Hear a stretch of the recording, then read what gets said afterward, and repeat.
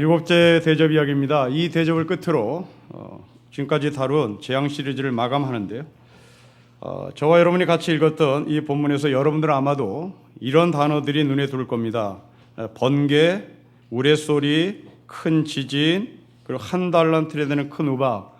한 달란트나 되는 큰 우박이 뭔지는 모르겠으나 계량으로 환산하면 300kg이나 되는 무시무시한 우박이 하늘에서 떨어진다입니다. 산들도 없어지고 그리고 섬들도 사라진다. 이것이 아마 여러분 눈에 들어오는 단어일 텐데요. 그래서 행간하는 이 단어들을 조합해서 종말은 이렇게 온다라고 주장하는 사람들이 있습니다. 예를 들면 남미의 아이티에서 지진이 났을 때 종말이 온다. 미국 중부나 남부에 어린아이의 주먹만한 우박이 떨어졌을 때 종말이 온다. 이웃나라에 지진이 났을 때 종말이 온다. 일본의 쓰나미가 덮쳤을 때 종말이 온다라고 말을 했죠. 정말 그런가? 정말 그런 시각으로 본다면 우리는 하나님을 거짓말장이로 스스로 만드는 우를 범합니다. 여러분 생각해 보십시오. 인류의 역사 속에서는 우리가 지금 거론했던 것 이상의 무시무시한 사건들은 더 많았습니다. 인류는 세계대전을 2번씩이나 겪었습니다. 또 여러분이 알고 있는 이태리의 폼페이라는 도시는 완전히 도시 자체가 없어졌습니다. 이런 식으로 보면 이미 폼페이 도시가 무너지면서 종말은 왔어야 되는 것이고, 그리고 제1차, 2차 세계대전을 통해서 우리는 종말을 맞이했어야 되는 겁니다. 그러나 현재 우리는 여전히 종말을 기다리며 살고 있습니다.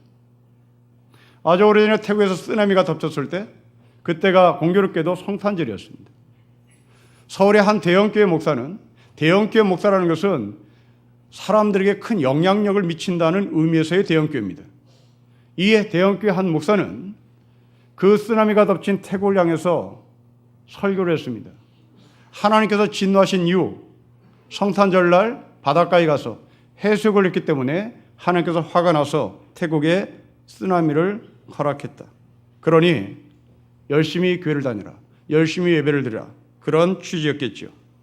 여러분, 이 사람의 설교는 요즘 말로 얘기하면 웃어야 될지 울어야 될지 소위 우픈 설교의 절정일 겁니다.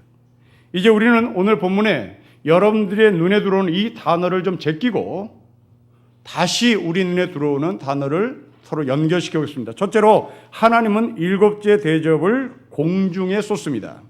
여러분 17절 말씀을 다시 읽어볼까요? 읽겠습니다. 시작. 일곱째 천사가 그 대접을 공중에 쏟음에 큰 음성이 성전에서 보좌로부터 나와서 이르되 되었다 하십니다. 여러분 다시 한번 17절을 유심히 보셔야 됩니다. 하나님은 천사를 통하여 그 대접을 공중으로 쏟습니다. 공중에서 대접을 쏟는 것이 아니라 공중으로 쏟습니다. 다시 말하면 하나님의 진노의 대상이 공중이었다는 말입니다. 이 공중으로 쏟아진 대접의 결과는 17절 끝에 다 이루었습니다. 영어로 얘기하면 it is done입니다. 다 이루었답니다.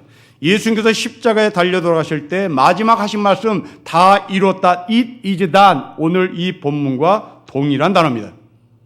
세 번째로 21절에 사람들은 그 심판을 완성, 다 이룬 it is done 하신 그 하나님을 향해서 비방을 합니다.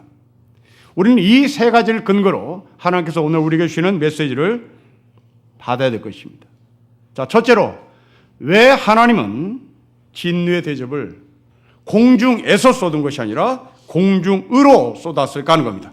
왜 하나님은 공중이 타깃이 되고 공중이 목표의 대상이 되고 왜 공중으로 하나님의 진노의 대접을 쏟았느냐 하는 겁니다. 여러분 이미 우리가 다룬 심판 이야기를 정리해 보십시오. 하나님께서 진노를 허락하시고 그 진노를 쏟아본 것은 주로 땅, 바다, 강이었습니다. 이제 이 땅과 바다와 강을 뛰어넘어서 공중으로 하나님의 진노가 올라갑니다. 이 공중이란 말은 땅과 바다와 강들을 다 아우르는 말입니다. 이것을 다 아울러 하나님의 진노가 임하니 거기선 클 수밖에 없는 것이죠. 그래서 16절부터 21절까지 우리 눈에 자주 들어오는 것은 바로 크다라는 단어가 받들어옵니다. 이 큰 재앙이 이루어진다는 것이고 이 큰 재앙이 일어난다는 말입니다. 두 번째로 하나님께서 이 진노의 대접을 공중으로 보냈다는 것은 범위를 확장시키고 있다는 말입니다. 여러분, 우리가 지금까지 다루었던 세 가지 진노의 심판 시리즈 중에 나팔 시리즈의 6번째 나팔 시리즈를 보면 성의 10분의 1이 무너집니다. 그런데 오늘 19절 말씀에 보면 성의 3분의 1이 무너집니다. 세 갈래로 무너지는 거죠. 범위가 확장됩니다. 또한 그것만이 아닙니다. 인에 대한 이야기, 7번째 도장을 떼는 그 인의 이야기 중에 6번째 도장을 떼는 이야기는 산이 옮겨집니다. 근데 오늘 본문은 산이 없어집니다. 심판의 범위가, 진노의 범위가 점점 넓어지는 것이죠. 그것만이 아닙니다. 이 심판의 강도가 점점 세워집니다. 그래서 이 심판의 강도가 점점 세워져 마침내 마침표를 찍는데 그 마침표를 17절에서 다시 말씀해 하나님은 사도 요한을 통해 말합니다. 다 이루었다고 얘기합니다. 자, 그러면 왜 하나님은 공중이 타겟이 되고, 왜 하나님은 공중이 목표가 되고, 왜 하나님은 공중에 진노의 대접을 쏟아야 하나? 이 공중은 물리적 개념이 아닙니다. 에베소서에서 이 공중을 말합니다. 이 공중은 권세 잡은 자가 있다. 공중에 권세 잡은 자가 있다. 그 공중에 권세 잡은 자는 사탄이요 마귀라고 말합니다. 다시 말하면 하나님의 타겟은 공중인데 그 공중은 그 공중을 잡고 있는 마귀요 사탄에게 진노의 타겟을 정하고 그들을 무너뜨립니다. 마귀가 멸했으니 진노는 끝이 난 것이고 심판은 완성된 것이고 그로 인하여 하나님은 다 이루었다라고 말하는 겁니다. 공중은 사탄의 심장부라는 말입니다. 지난주 우리는 평양에서 두 정상이 만나는 광경을 TV로 목격했습니다.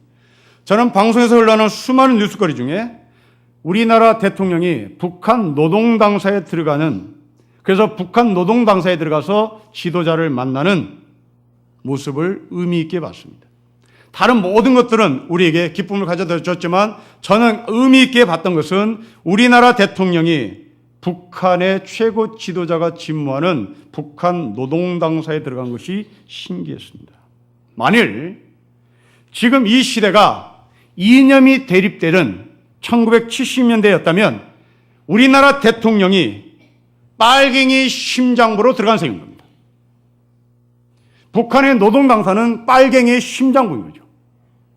그 빨갱이 심장부에 우리나라 대통령이 들어갔다는 것은 전쟁에서 승리했다는 것이고 북한을 접수했다는 것이고 북한을 점령했다는 것이고 그리고 그 북한 노동당사 꼭대기에 올라있는 인공기를 내리고 거기에 태극기가 올라가는 순간입니다.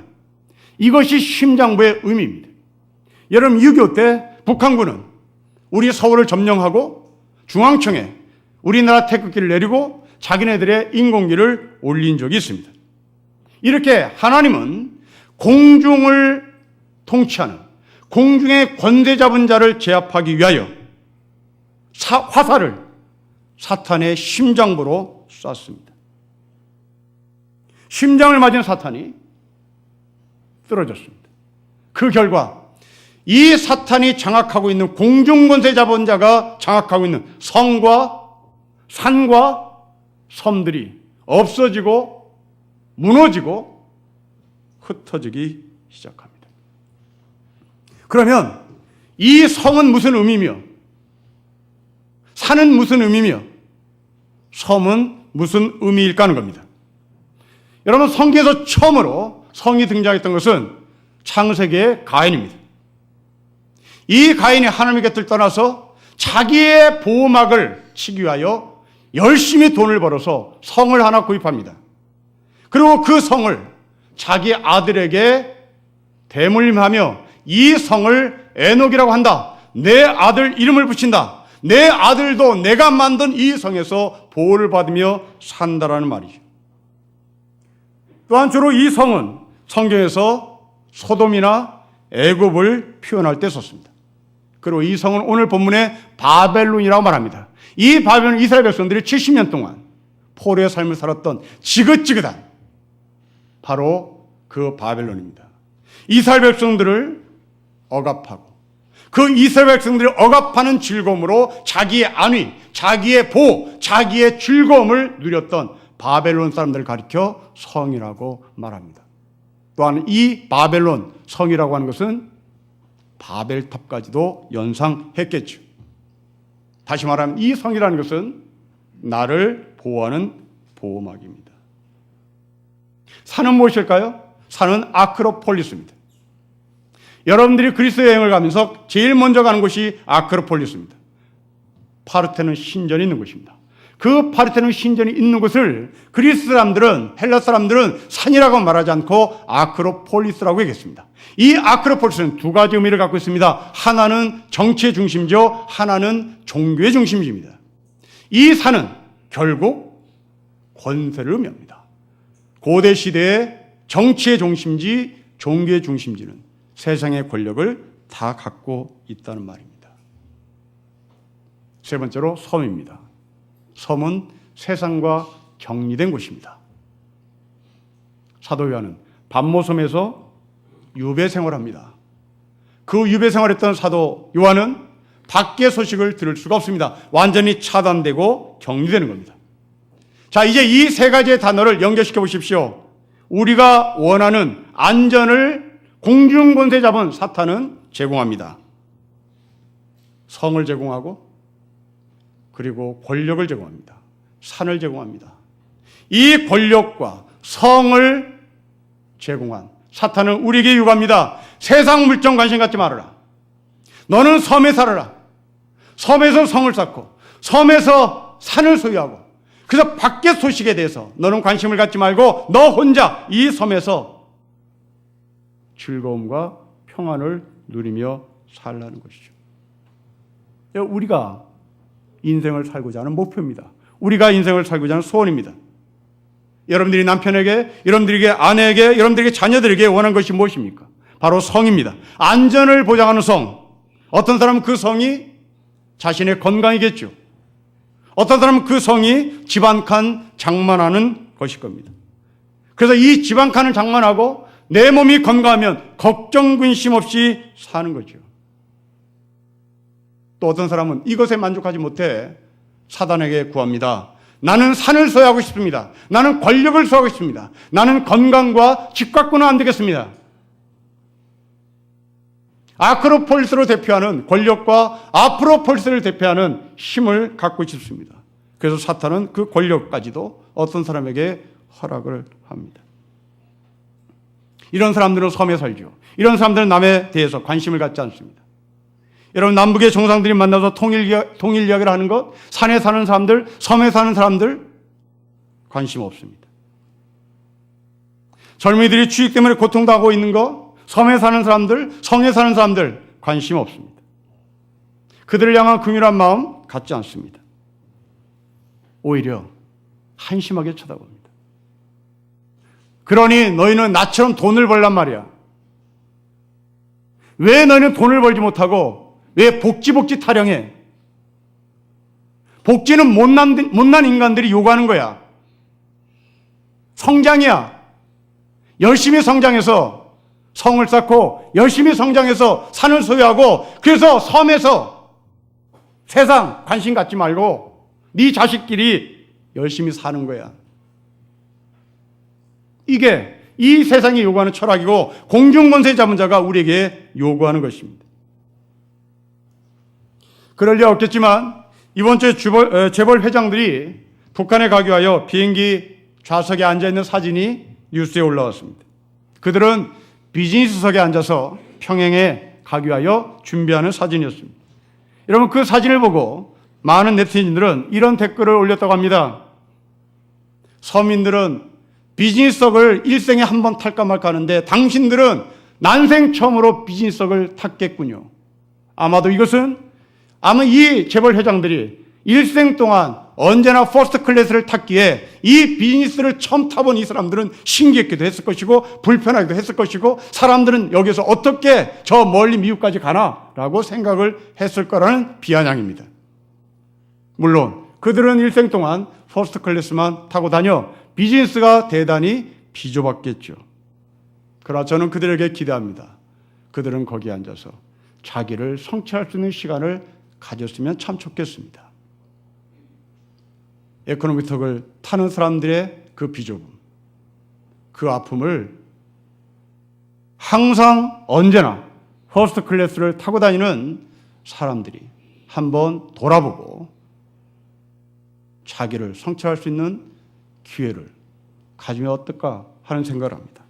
그러나 대부분의 사람들은 이런 현실에 눈 감고 싶어 하죠. 그리고 이런 사람들은 자기에게 솔깃한 이야기, 자기에게 즐겁게 해주는 이야기들을 듣고 싶어 합니다. 이게 공중권세 잡은 자가 우리를 향하여 쓰는 전략이요, 전술작전입니다. 그래서 에덴 동산에 공중권세 잡은 사탄이 하와에게 이 방법으로 접근하죠. 하와에게 이 공중권세 잡아 말합니다. 왜 하나님은 이 과일을 먹지 말라고 했을까? 한번 생각해 봐라는 거죠. 하나님이 이 과일을 먹지 못하게 한 이유는 하나님만 이 과일을 먹고 하나님만 편하게 하나님만 너희를 통치하고 싶어서 이 과일을 먹지 못하게 만든 거야. 그러니 너도 행복하게 살 권리가 있잖아.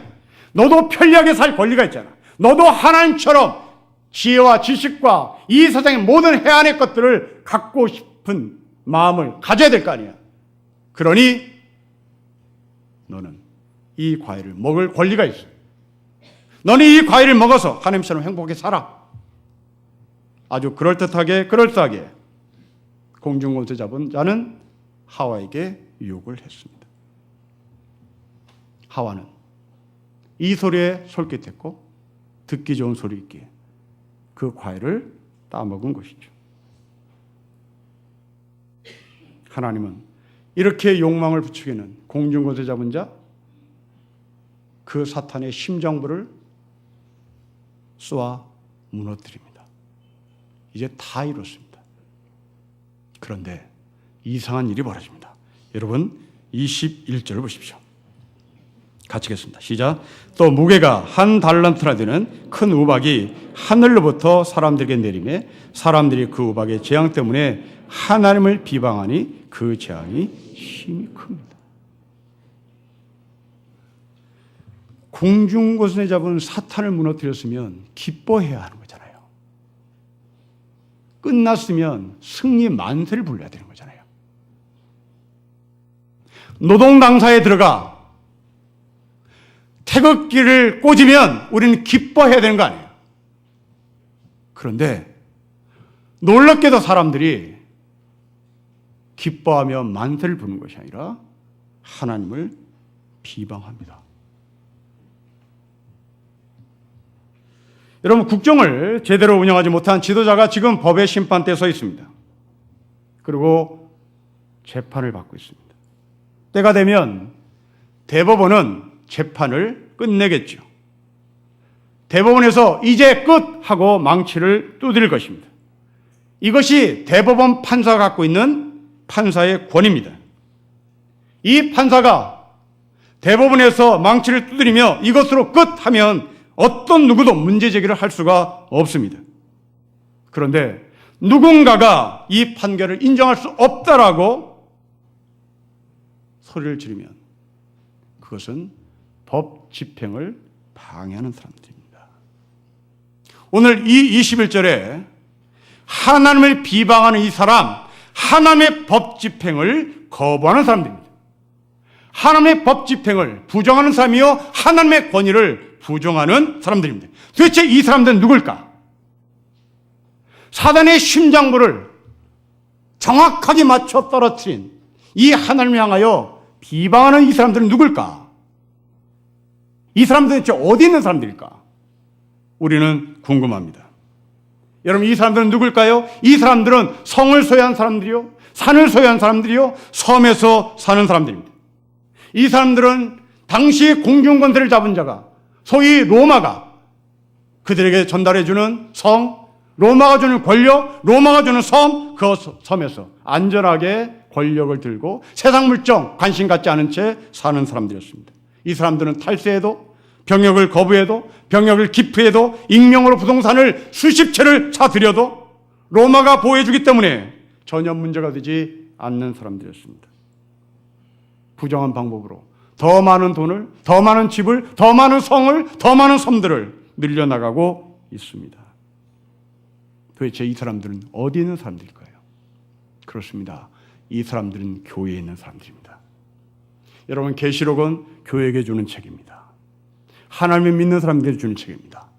교회 안에 하나님께서 사탄의 심장부를 정확히 꿰뚫어 사탄을 떨어뜨리자, 로마가 무너지자, 이생의 권력이 무너지자 난리 법석을 치는 사람이 교회 안에 있었다는 말입니다. 그러면 하나님은 이 사람들을 청산해야 되잖아요. 교회 안에 하나님을 비방하는 사람들, 교회 안에 하나님의 심판을 보고 하나님을 비방하는 이 사람들을 손을 봐야 하는 겁니다. 우리는 이 사람을 하나님께서 어떻게 손보는지 대단히 궁금합니다. 그래서 21절을 읽어야 되겠습니다. 여러분, 21절을 읽으십시오. 없습니다. 없습니다. 어떻게 손을 보는지에 대한 말씀이 없습니다. 왜? 왜 없을까요? 비방을 했으면 이 비방에 대한 대가를 치러야 되는 것이고 하나님은 손을 봐야 되는 겁니다. 그런데 놀랍게도 없습니다.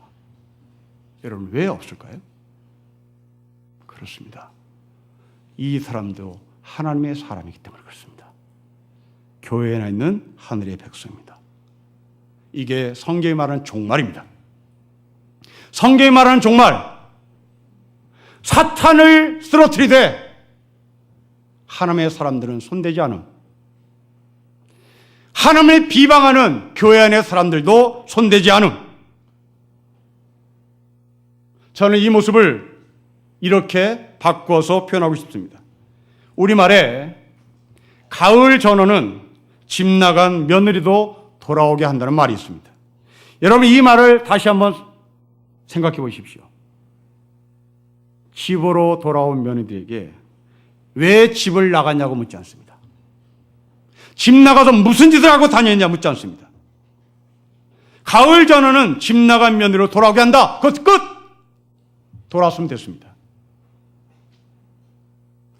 우리 조상들이 갖고 있는 하나님의 성품입니다. 집을 나갔으니 거기에 상한 대가를 받아라. 집을 나갔으니 너는 우리 집에 들어올 자격 없다. 그렇게 말하지 않습니다. 집에 들어왔으면 됐은 겁니다.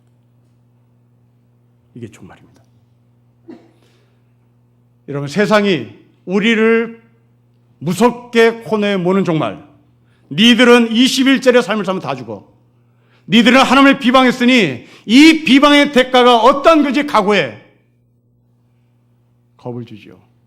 그때 여러분들은 반응이 됩니다. 22절이 없는데 하나님을 비방한 사람들에 대한 이 비방을 어떻게 처리할 것인지 22절이 없는데 당신은 무슨 자격으로 그런 말을 하느냐고 여러분들은 맞받아 쳐야 되는 겁니다. 그것은 우리를 겁을 주게 하는 나쁜 생각입니다. 성경이 말하는 종말은 로마 치하에서, 로마의 그늘에서, 로마의 성을, 로마의 섬을, 그리고 로마의 산을 제공받았던 하나님의 사람들에게 나는 그럼에도 불구하고 너희를 다시 돌아오게 하겠다. 집 나간 며느리가 다시 돌아오면 그것으로 끝! 이게 하나님의 종말, 하나님의 마음입니다. 저는 이번 주 우리나라 대통령이 15만 명이 운집해 있는 평양 시민 앞에서 한 연설, 그 가운데 내 머릿속을 강하게 지배하는 표현 하나를 들었습니다. 대통령이 이렇게 말했습니다. 우리는 5,000년 동안 함께 살다가 70년을 헤어져 살았습니다. 우리는 함께 살아야 합니다. 그렇습니다. 이제 우리는 서로 비방하지 말고 살면 되는 겁니다. 이전에 그렇게 지긋지긋하게 비방한 거 이제 안 하면 되는 겁니다. 그리고 함께 살면 되는 겁니다. 하나님 당신을 향해서 비방하는 사람들을 향해서 심판을 하지 않습니다. 그들을 버리지도 않습니다. 사탄은 무너지지만 하나님의 사람들은 무너지지 않습니다. 추석 명절입니다.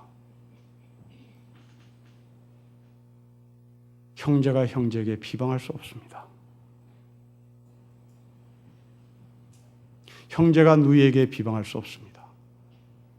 아니, 비방한다 할지라도 그 형은 나의 형입니다.